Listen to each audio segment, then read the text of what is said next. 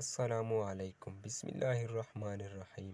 انتہائی عجیب و غریب اور عبرتناک واقعہ جس کے بارے میں فرمایا گیا، جس کے بارے میں بہت کم لوگ جانتے اور پہچانتے ہیں، کیونکہ یہ بہت بڑا واقعہ ہے اور ہم لوگوں تک نہیں پہنچا۔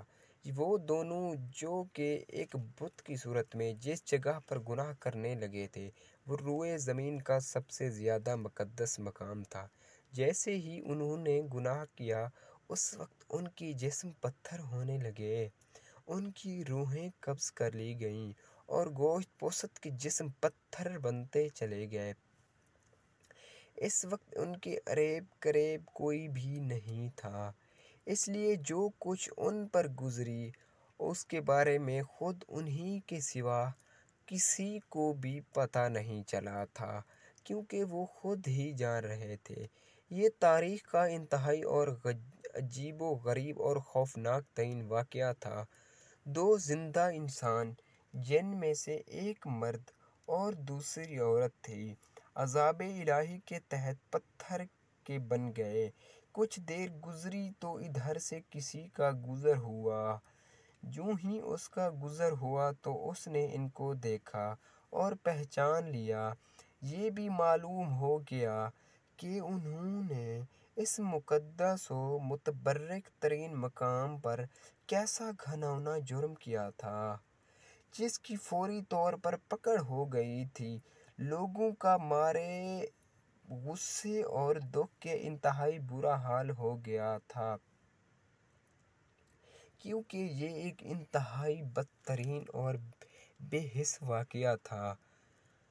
جب یہ دونوں پتھر ان دونوں پتھروں کی بتوں کو نشان عبرت بنانے کے لیے اس زمانے کے اہل علم اور لوگوں نے ان کو اس مقدس مقام سے، یعنی جس جگہ پر برا کام کیا تھا، کچھ دور اسی علاقے میں ایک دوسرے سے کافی لمبے فاصلے پر آمنے سامنے نصب کر دیا۔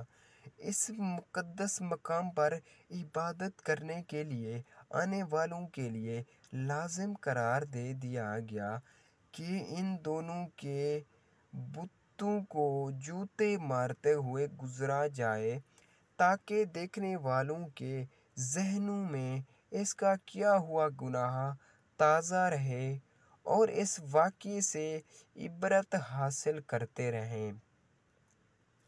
اب جو بھی اس مقدس مقام پر آتا، وہ ان کو جوتے مارتے ہوئے گزرنے لگا۔ وقت گزرتا رہا، 100-150 سال تک یہی سلسلہ چلتا رہا۔ اس کے بعد کچھ وقت گزرا تو نئی آنے والی نسلوں نے آہستہ آہستہ ان بتوں کو جوتوں سے مارنا چھوڑ دیا۔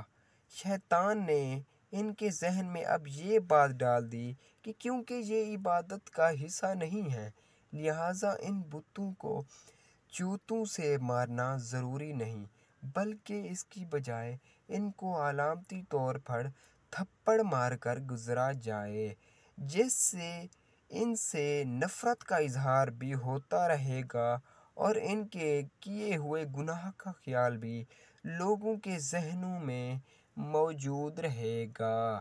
شیطان نے اب ورگلانا شروع کر دیا۔ گزرتے وقت کے ساتھ ساتھ یہ تھپڑ بھی ہلکی سی چپٹ میں بدل ہونے لگی اور پھر علامتی طور پر آہستہ آہستہ ان بتوں کو چھو کر گزرنے کا سلسلہ شروع ہوا۔ شیطان نے ایک بار پھر ورگلایا۔ اب لوگ ان بتوں کو اس نیت سے چھوتے کہ وہ ان سے نفرت کرتے ہوئے تھپڑ مار رہے ہیں، لیکن ساتھ ہی اپنی حاجات کے لیے دعا بھی مانگنے لگتے۔ شیطان نے ان کو ذہن میں بٹھا دیا کہ اگر تم بتوں کو نفرت سے چھوتے وقت دعا مانگو گے تو تمہاری دعائیں جلد قبول ہوں گی۔ یہاں شیطان کی شرارتیں دیکھ لیجیے، کیسا آہستہ آہستہ ذہنوں کو تبدیل کرتا ہے، یعنی ذہن سازی کرتا ہے۔ جب لوگوں کی حاجات پوری ہو جاتی تو شیطان ان کو سمجھاتا کہ یہ حاجات اسی وجہ سے پوری ہوئیں کہ تم نے بتوں کو چھو کر دعا کی تھی۔ وقت گزرنے کے ساتھ ساتھ آنے والی نسلوں کی سوچ تبدیل ہوتی گئی اور سوچ بدلتی چلی گئی، اور وہ اب شیطان کے کیے ہوئے منصوبے اور پلان کے مطابق ان بتوں کو چھو کر دعا ضرور مانگتے تھے، لیکن ان کے انداز میں ان بتوں کے لیے عقیدت اور احترام آنے لگا تھا۔ اور پھر وہ وقت بھی جب آ گیا جب ایک بدبخت نے اس بت کے سامنے اس کی باقاعدہ مناجات یعنی اس کی پوجا اور اسی سے دعائیں مانگنے لگا۔ جوتے مارنے سے شروع ہونے والی داستان تھپڑ مارنے، علامتی طور پر چھونے، عقیدت سے چھونے سے ہوتی ہی اور باقاعدہ طور پر عبادت تک چلی گئی۔ اب ان دونوں بتوں کی پوجا کری جانے لگی، ان سے منتیں اور مرادیں مانگنی جانے لگیں۔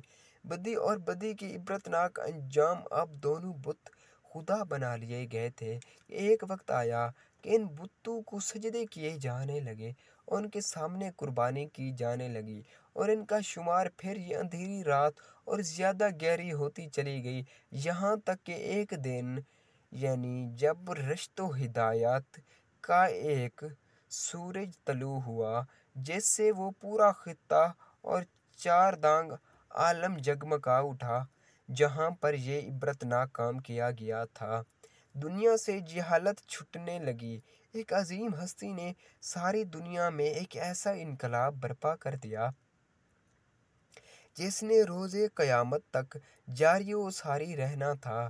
ایک دن عرب کا وہ بادشاہ جو غریبوں کا والی اور بے قصوں کا سہارا تھا، فاتح بن کر اس مقدس زمین میں آن پہنچا۔ ان کی ایک نگاہ سے بت اور بت پرست ٹوٹ کر بکھرنے لگے، لوگ تائب توبہ ہو کر بتوں سے دور ہونے لگے، سب کو اپنے سچے خالق و مالک کی پہچان ہونے لگی، یہ کرۂ ارض ہدایت سے سیراب ہونے لگی۔ زمین و آسمان کی مخلوقات نے حیرت سے اس عظیم الشان انقلاب کا منظر پہلی بار دیکھا۔ ایک دن آپ صلی اللہ علیہ وآلہ وسلم اپنے سب سے پیارے ساتھی علی رضی اللہ تعالیٰ عنہ کے ساتھ خانہ خدا میں داخل ہوئے۔ سب لات منات کے بت توڑے گئے، یعنی جو بھی بڑے چھوٹے بت ساروں کو کچل دیا گیا۔ ان کو پوجنے والے جو اپنے سچے رب کی پہچان چکے تھے، دیکھ کر اپنی سابقہ گمراہی پر پچھتا رہے تھے۔ آپ صلی اللہ علیہ وآلہ وسلم بتوں کو ریزہ ریزہ کرتے رہے تھے اور ساتھ ساتھ یہ آیت بھی دہراتے جا رہے تھے کہ حق آیا اور باطل مٹ گیا، بے شک باطل مٹنے کے لیے ہی ہوتا ہے۔ اس کے بعد آپ رسول اللہ صلی اللہ علیہ وسلم ان دونوں انسانی بتوں کی پوجا کی جانب متوجہ ہوئے، نعوذ باللہ، انسانی بتوں کی جانب متوجہ ہوئے جنہیں کئی سو سال پہلے ایک گناہ کی پکڑ میں پتھر کا نمونہ بنا کر عبرت بنا دیا گیا۔ مرد کا بت صفا کے مقام یعنی صفا کی پہاڑی اور عورت کا بت مروہ کے پہاڑی کے مقام پر تھا۔